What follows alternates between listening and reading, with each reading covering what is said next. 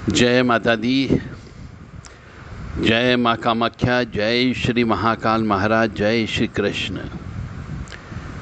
देव Radha trust Satyavani channel से आप आध्यात्म के रहस्यमय ज्ञान को सुन रहे हैं। जैसा कि आप सबको ज्ञात होता ही है कि हमारे यहाँ पर कुछ विशेष परिस्थितियों में, विशेष तिथि पर, विशेष मुहूर्त पर दाढ़ी बाल नहीं कटाए जाते हैं, क्योंकि ऐसा माना जाता है कि वह अनुष्ठान, यदि अनुष्ठान कर रहे हैं, पूजन अर्चन कर रहे हैं, तो वह खंडित होने का डर रहता। बाल को काटना, दाढ़ी को काटना, सिर के बाल काटना, नाखून काटना, यह सब खंडित की परिभाषा में आता है, यानी शरीर के किसी अंग को काटना।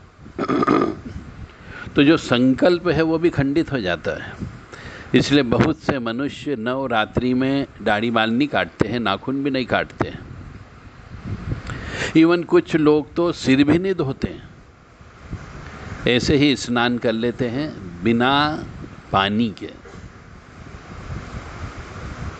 सावन का महीना आता है, उस महीने में भी बहुत से लोग जो धर्म प्रेमी होते हैं,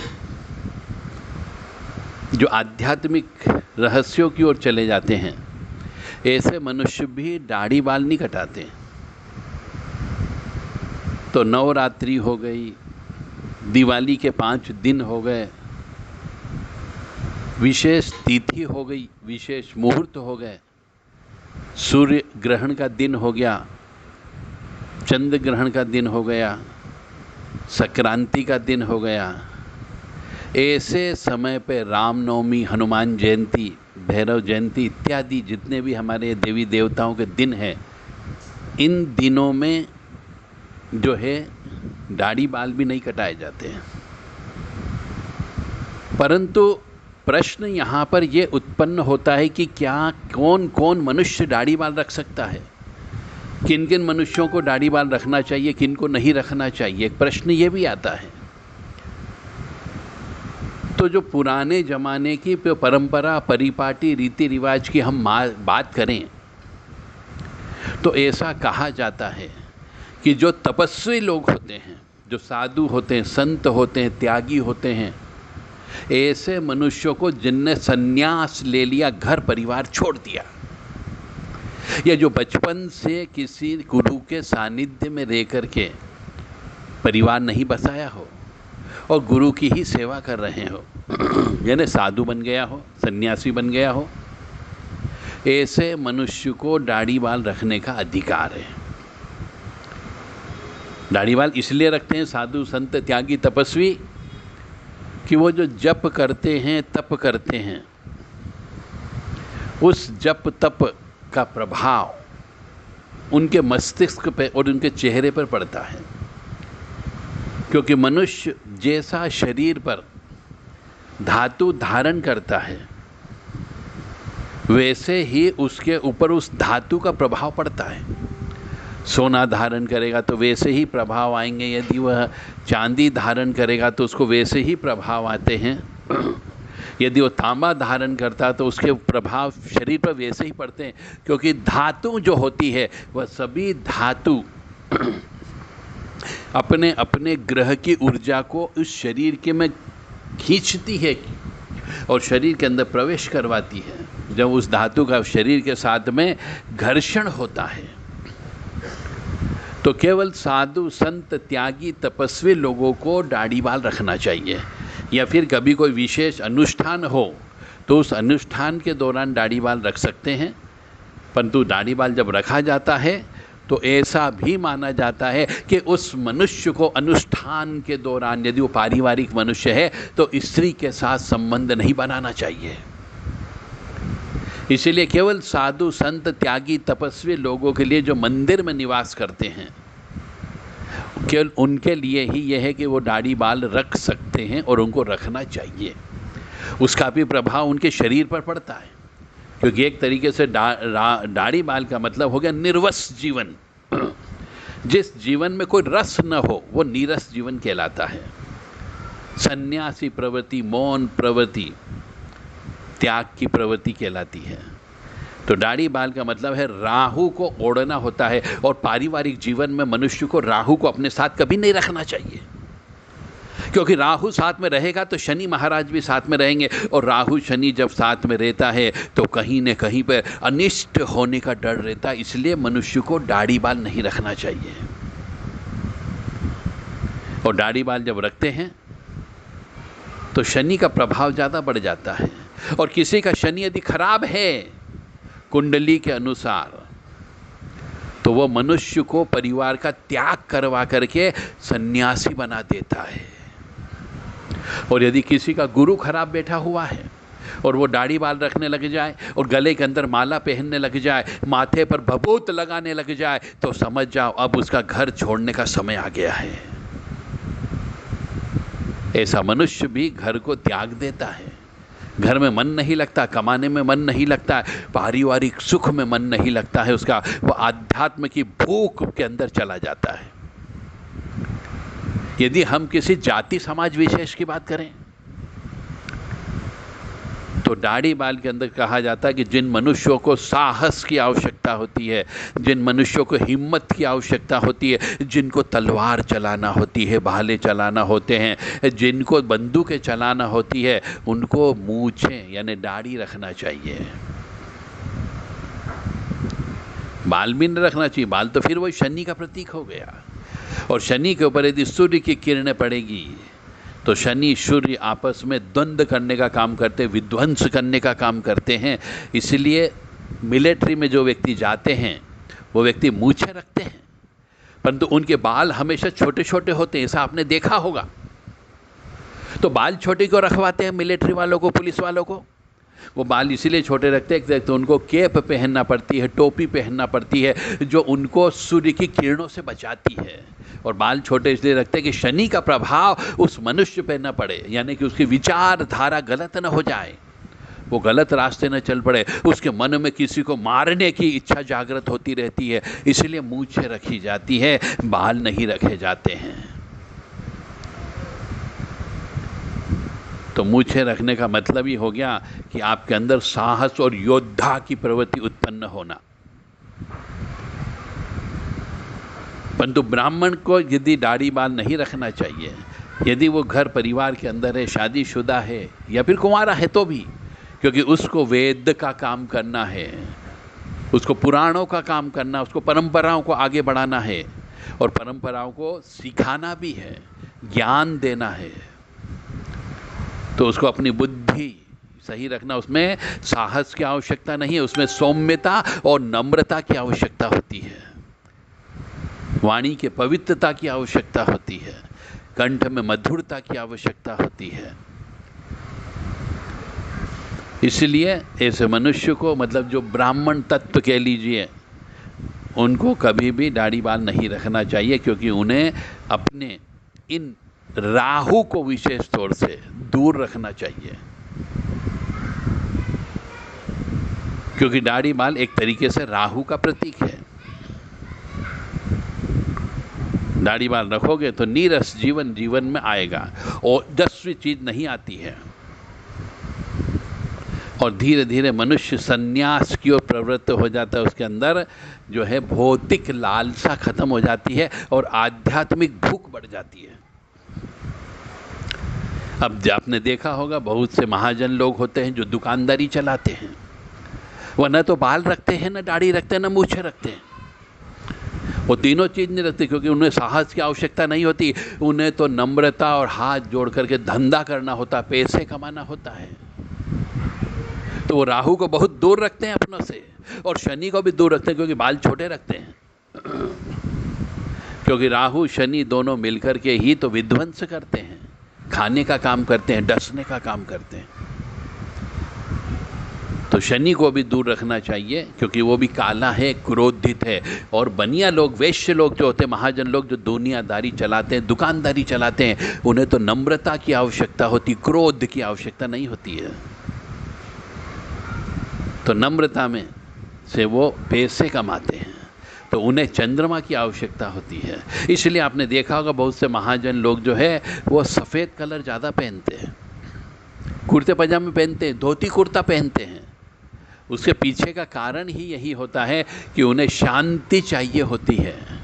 आपने देखा होगा दुकानदार, बहुत कम ऐसे दुकानदार होंगे जो काले कपड़े पहनते हो। वो काले कपड़े नहीं पहनते दुकानदार लोग, या तो मल्टी कलर कपड़े पहनेंगे, खुशनुमा जिसमें उजाला हो, चमक वाले कपड़े पहनते हैं। डल कपड़े भी नहीं पहनते हैं, नीले कपड़े भी कम पहनते हैं, इसीलिए क्योंकि नीला भी शनि का प्रतीक कहलाता है और काला तो शनि है ही है।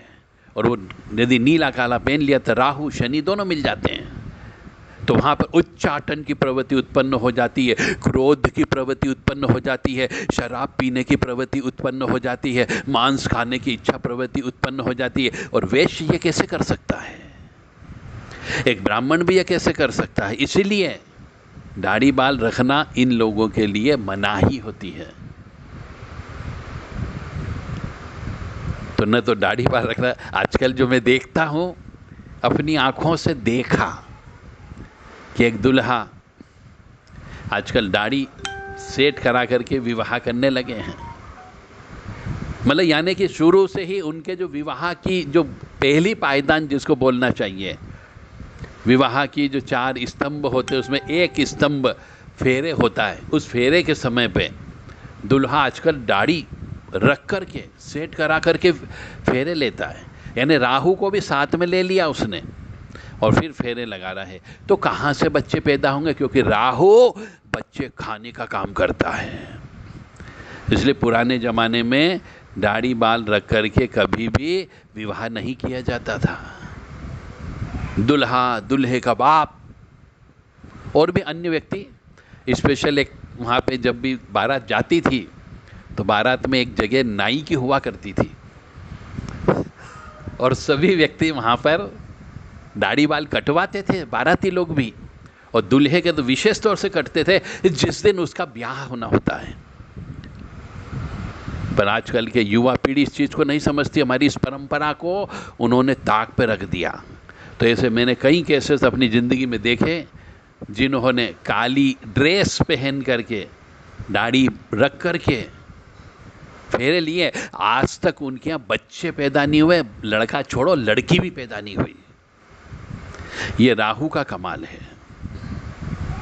इसीलिए हमारे यहाँ पे दुल्हे एंड दुल्हन दोनों को उजले कपड़े पहनाए जाते हैं, चमकदार वस्त्र पहनाए जाते हैं, और दुल्हन को तो विशेष तौर से लाल जोड़ा ही पहनाया जाता है।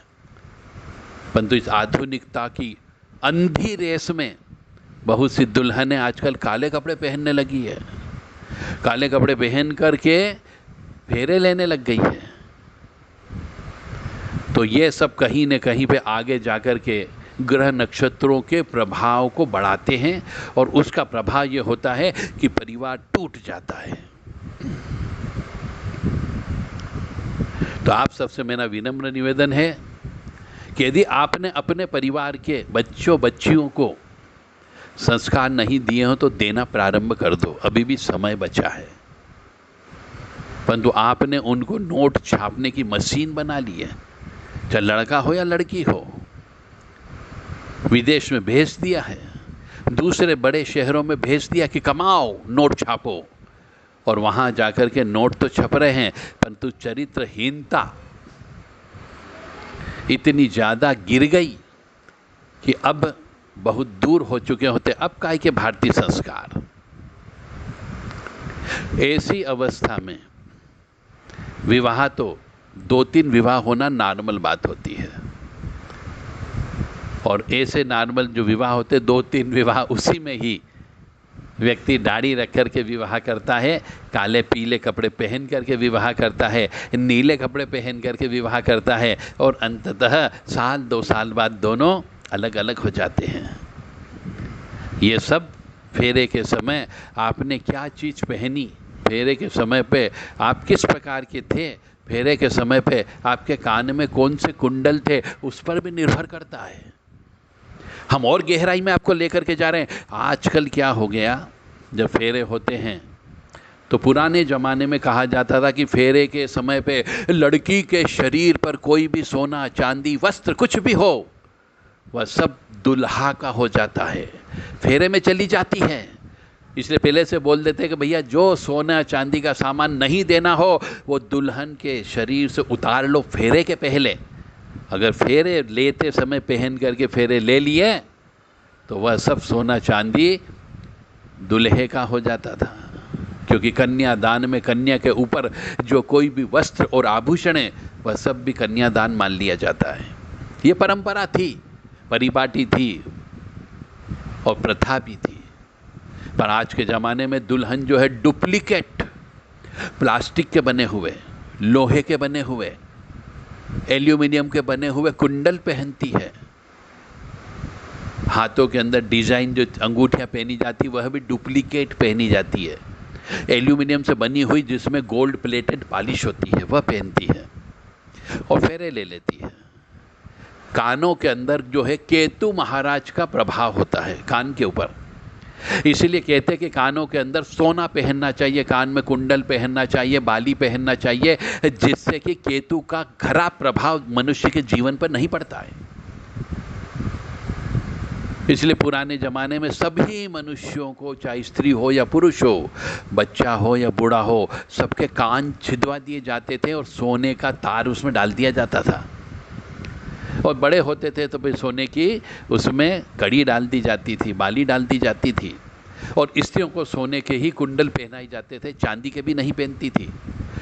परंतु आज के ज़माने की लड़कियां फेरे के समय पे केतु महाराज को अपने कान में पहन लेती है, डुप्लीकेट प्लास्टिक के कुंडल, डिजाइनिश। और केतु भी फेरे में चला आता है, मतलब केतु का प्रभाव बहुत ज़्यादा बढ़ जाता है और केतु तड़पाने का काम करता है। केतु को बोला जाता है कि वह तड़पाने का काम करता है, डी अटैचमेंट इंग्लिश में बोलते हैं उसे। अब वो कैसे तड़पाने का काम करेगा, क्योंकि केतु कान के ऊपर बैठ गया। अब उस स्त्री के कान में दूसरे ऐसे ग्रह नक्षत्रों का प्रभाव पड़ने की वजह से आंखों से नहीं देखती, किसी के कहने पर वो अपने पति के ऊपर शक करने लगती है, क्योंकि केतु महाराज बैठ गए। वो कान के अंदर किसी भी सहेली के माध्यम से, किसी स्त्री के माध्यम से, यार दोस्त के माध्यम से ग्रह नक्षत्रों के प्रभाव डालने के लिए केतु महाराज ऐसी व्यवस्था करते हैं कि उसके कानों में पति के खिलाफ कुछ शब्द सुनाई देते हैं, शंका उत्पन्न करते हैं और वहीं से पति के से विमुख होना चालू हो जाती है और फिर वो पति के लिए तड़पने लगती है, क्योंकि केतु तड़पाने का काम करता है। इसीलिए भूल करके भी कभी भी किसी भी हालत में प्लास्टिक के कुंडल तो बिल्कुल मत पहनना, डुप्लीकेट कुंडल मत पहनना। पहनो तो सोने के ही पहनो, अन्यथा मत पहनो, क्योंकि कान पे केवल केतु का अधिकार होता है और केतु को केवल एकमात्र सूर्य ही दबा सकता है या गुरु ही दबा सकता है। और सोना जो है सूर्य और गुरु का प्रतीक माना जाता है, इसलिए कान में सोना पहनने का रिवाज है। बहुत तर्क वितर्क कुतर्क है, ये साइंटिफिक रीज़न है।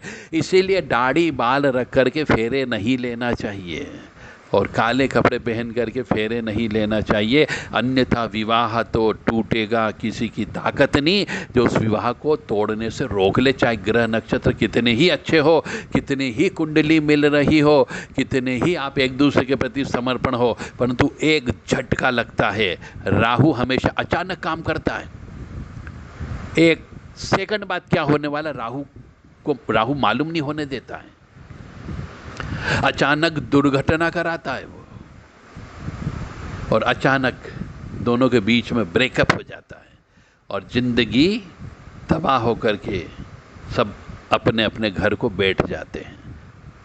जय माता दी, जय माँ कामाख्या, जय श्री महाकाल महाराज, जय श्री कृष्ण। अब आपको समझ में आ गया होगा कि विवाह की हमारे जो रीति रिवाज, परंपरा, परिपाटी, मान्यता, प्रथाएं थी, ये सब पहले क्यों प्रथाएं बनाई गई और इन सब चीज़ों को क्यों बनाया गया और क्यों इनका कठोरता से पालन होता था। परंतु आजकल जैसे जैसे आपने इन सब चीज़ों को छोड़ दिया, आधुनिक बन गए, कोर्ट मैरिज करने लग गए, बिना फेरे लिए स्त्री को अपने घर पे ला कर के बच्चे पैदा करने लग गए, यानी कि एक रखेल, एक खरीद के लाई गई स्त्री एक समझौते के अंतर्गत लाई गई स्त्री के साथ आप बच्चे पैदा करते हो और वह बच्चा आपको पानी पिलाने के लायक भी नहीं होता है, यदि शास्त्र की बात माने तो। क्योंकि वह स्त्री आपकी धर्म पत्नी नहीं कहलाती है, वह स्त्री आपकी अर्धांगिनी नहीं कहलाती है। अर्धांगिनी तभी कहलाती जब आप उसके साथ विधिवत रूप से हमारे पुराणों में उल्लिखित 7 फेरे नहीं ले लेती हो, विधि विधान से माता पिता के द्वारा दी गई मान्यताओं के अनुसार, मतलब माता पिता के हाथों से कन्यादान होना चाहिए, तो उसे अर्धांगिनी माना गया है, पत्नी माना गया है। अन्यथा बाकी तो सब महिलाओं के लिए एक शब्द, रखेल शब्द यूज़ कर रहा हूँ। यदि उनकी आत्मा को दुख पहुँचा हो तो मैं माफ़ी चाहूँगा, परंतु जो कटु शब्द है वो सुनने के लिए तैयार रहो, क्योंकि आज के ज़माने में 50% शादियाँ ऐसी ही हो रही है, भाग करके शादी हो रही है, कोर्ट मैरिज हो रही है। और शादी पहले कर लेते कोर्ट मैरिज वगैरह, फिर बाद में फेरे लेते हैं, तो वो शादी नहीं हुई, फेरे बाद में फेरे नहीं होते हैं। बहुत सी महिलाओं को, बहुत से युवा पीढ़ी को यदि मेरी इस बातों से कष्ट हुआ होगा, उनकी आत्मा को ठेस पहुंची होगी, तो मैं माफ़ी चाहता हूं, परंतु सत्य को उजागर करना हमारे सत्यवाणी चैनल की कर्तव्य है और मर्यादा भी है। जय माता दी, जय श्री राम, जय श्री राधे, नर्मदे हर।